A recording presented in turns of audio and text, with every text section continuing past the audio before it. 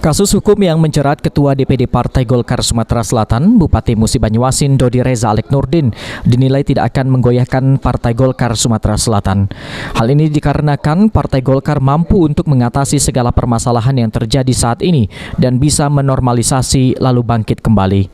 Namun menurut salah satu pengamat politik yang juga Ketua Forum Demokrasi Sriwijaya, Bagindo Togar, adanya kasus hukum terhadap Dodi Reza Alex Nurdin ini bisa membuat pendukung setia dari Dodi akan terpinggirkan dan tidak bisa mendapatkan posisi terbaik. Golkar ini secara nasional sebenarnya sudah menjadi, mereka punya kemampuan ketika terjadi prahara atau permasalahan yang cukup mengejutkan di publik. Mereka terbiasa dan mereka akan mampu, walaupun ini masalah, tapi mereka akan mampu menghadapi ini, menormalisasi, dan kemudian akan mampu bangkit kembali. Nah, terkait di Sumsel, saya pikir yang pasti dari kelompok-kelompok pendukung loyal dari Pak Dodi ataupun orang tuanya Pak Alex Nurdin ini boleh katakan akan terpinggirkan, paling tidak mendapat posisi-posisi yang.